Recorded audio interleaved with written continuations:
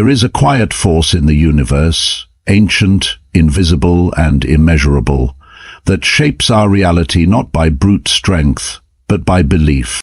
Imagine waking each morning not as a victim of circumstance, but as the author of destiny. You rise not asking, "What will go wrong today?" but declaring, "Everything conspires in my favor." Some may call it delusion, but I ask you this. What if faith in the unseen is not foolishness, but the deepest kind of wisdom? To act as if everything always works out for you is not arrogance. It is not ignorance. It is a sacred posture, a reclamation of your birthright as a co-creator with life. Today we journey together into this idea, not as fantasy, but as practical philosophy, one that can reshape your reality from the inside out. Let me take you through 5 truths that will help you live this way, not someday, but starting now. You do not see the world as it is, you see the world as you are. This truth, ancient and quietly enduring, lies beneath the surface of every experience you interpret, every assumption you make, and every story you silently tell yourself. Perception is not merely a passive lens, it is the active sculptor of reality. The world outside bends to meet the world within, and so, to act as if everything always works out for you is not to pretend blindly. It is to engage a different lens, one that aligns the outer landscape with a renewed, empowered inner state. There is a kind of alchemy in perception. When you believe the world is against you, your senses become attuned to evidence of betrayal, failure, and rejection. Your nervous system reacts to shadows. Your posture closes. Your mind sharpens itself not into a tool for creation, but into a shield against disappointment. You become a self-fulfilling prophecy. But when you believe, truly believe, that the universe is a partner, a co-creator, and not an adversary, something changes. You no longer brace for pain, you prepare for purpose. You become receptive to nuance, open to opportunities hiding behind chaos, and alive to the signals that were always there, waiting for you to notice. Even modern psychology echoes this ancient truth. At Stanford, a study divided participants into 2 groups, tasked with solving the same set of puzzles. One group was told the puzzles were diagnostic, that they would reflect their intelligence. The other group was told simply to play, to explore. The difference in outcomes was stark. Those under the pressure of evaluation performed worse. Slower, less creatively, more rigidly. But those who approached the task playfully, without fear of judgment, performed better. Why? Because the perception of the task changed their emotional state, which in turn altered their capacity. One group saw a test, the other saw a playground. The task was the same. The world changed because they did. We carry this power daily, we just forget. Consider a woman I once spoke with who truly believed she was cursed with bad luck. Every missed bus confirmed her suspicion. Every breakup became another brick in the wall of a cruel narrative she had inherited and unknowingly kept alive. "Why does this always happen to me?" she'd ask. But there came a moment, a quiet, piercing moment, when I asked her to consider a different story. What if life wasn't punishing her, but teaching her? What if each loss was an initiation, each delay a redirection, and each failure an invitation to awaken to her worth? She didn't change overnight, but she allowed the seed of new perception to be planted, and over time her world shifted, not because life became easier, but because she began to see meaning where there was once only randomness. 2 years later, she stood in a place that had once felt unimaginable, secure in a career she felt called to, married to a man who saw her not for her wounds, but for her wholeness. It wasn't magic. It wasn't luck. It was vision. She changed nothing, and yet everything changed. To act as if everything always works out for you is not to deny hardship. It is to interpret hardship differently. When you walk into a storm expecting to be broken, you crumble at the first gust. But when you walk into that same storm with the deep knowing that something within you is being forged, you emerge stronger, wiser, and more complete. This posture isn't wishful thinking. It's a powerful psychological stance. It activates your inner compass to search for order in the midst of chaos. It turns your focus from obstacles to options. And perhaps most importantly, it shifts your emotional frequency, making you more magnetic to people, opportunities, and solutions that resonate with that belief. The truth is, life rarely offers us certainty, but it always offers us the chance to choose our posture. And when you choose to believe that everything is working for your evolution, even when you can't see the full picture, you become an active participant in the unfolding of your destiny. The canvas of life remains the same, but the colors, the texture, and the shape it takes, they all begin to follow the contours of your vision. So what if you chose today to see the world not through the eyes of fear, but through the lens of possibility? What if every misstep were a disguised alignment, every delay a divine recalibration, and every fall a secret invitation to rise higher than you ever imagined? The world you see tomorrow depends entirely on the story you believe today. The path ahead has many faces, but it waits for you to decide who you are when you meet it. Within every human being lies a hidden theater, a sacred stage upon which countless inner characters perform. These are not figments of imagination, but real forces within the psyche, ancient, instinctive, and deeply symbolic. They are the wounded child who longs for safety, the skeptic who distrusts promises, the healer who yearns to mend what was broken, the fool who risks joy without logic, and, most vitally, the hero who dares to act. These figures do not merely exist as roles in our mind, but as energies that, when invoked, shape our choices, responses, and destinies. When you act as if everything always works out for you, you are not playing pretend. You are summoning the hero. The hero is not defined by comfort, nor by the absence of fear. The hero emerges not in ease, but in response to adversity. They are the one who, when the road disappears into wilderness, takes the first step anyway. They are not naive. They know pain. They know loss. But they also know that beyond the suffering something waits that is worth the journey. To live as though life is on your side, even when evidence is scarce, is to embody this very spirit. Myths throughout time echo this pattern. The hero never begins in strength.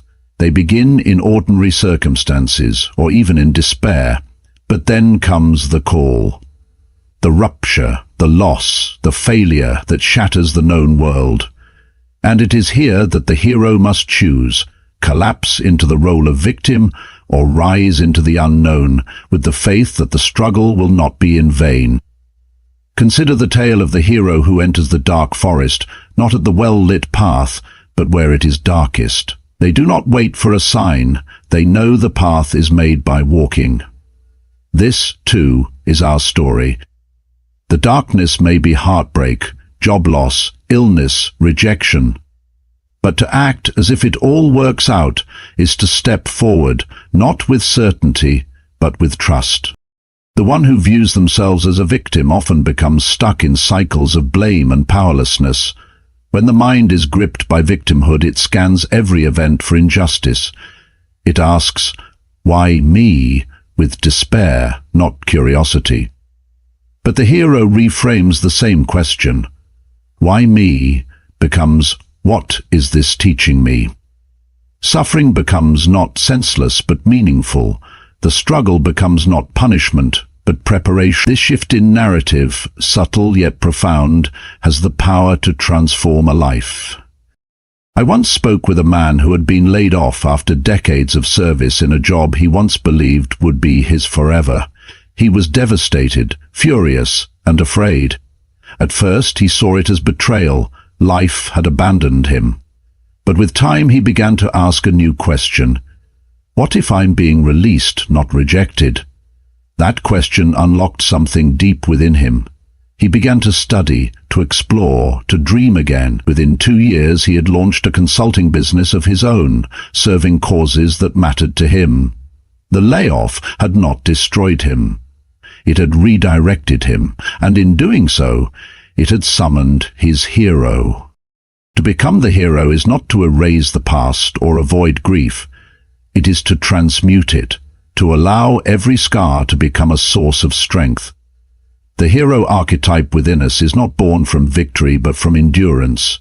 It speaks not in certainty but in courage, and it asks of us only this: to show up again and again as if the universe is not a battlefield but a crucible, a place where fire does not burn you down but burns away what you are not, so you may remember who you truly are. This inner posture changes everything. It does not remove the storms from life, but it gives you the wings to fly through them. And more than that, it changes how others see you.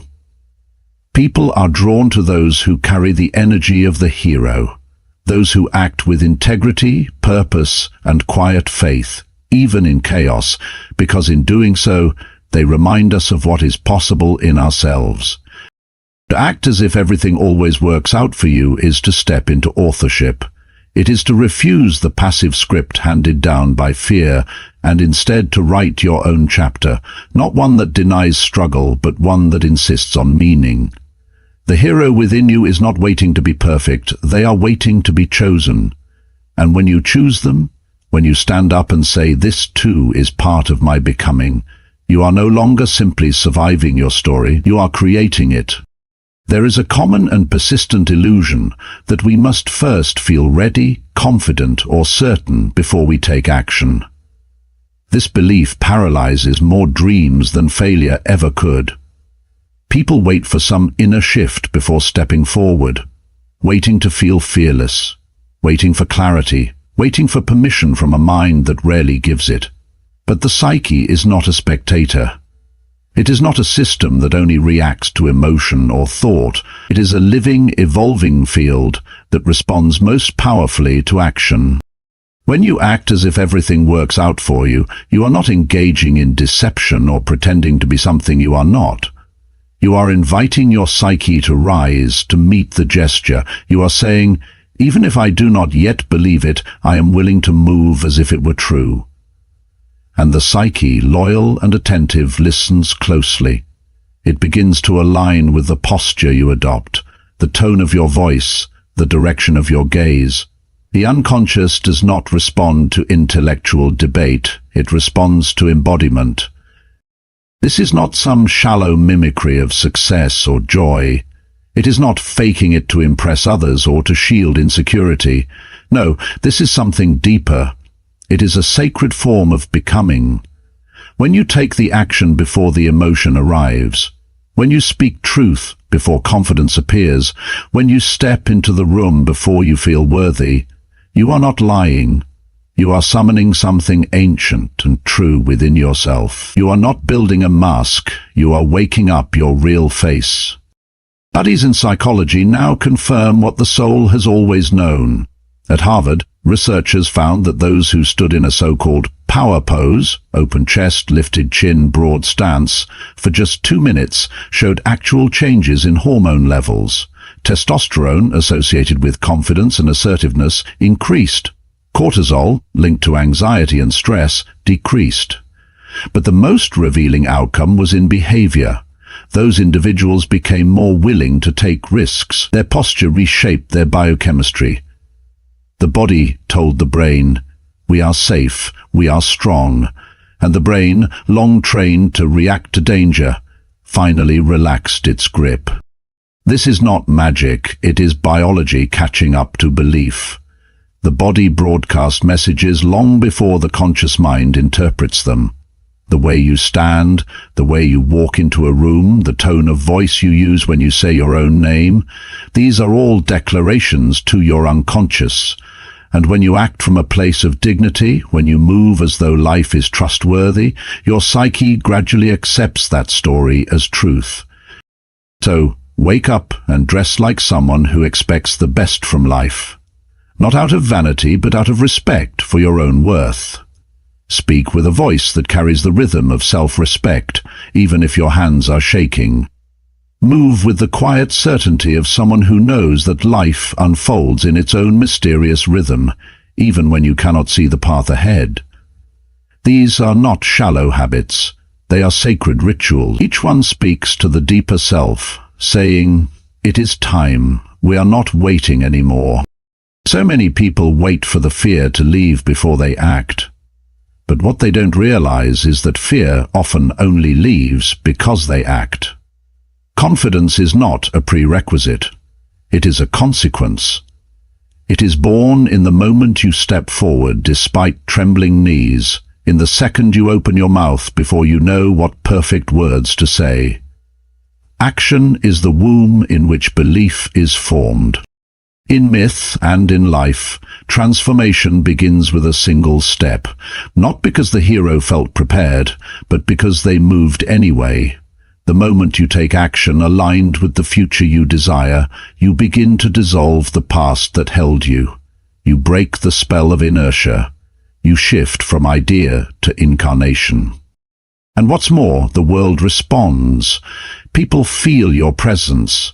Circumstances bend in subtle ways to meet the new vibration you emit.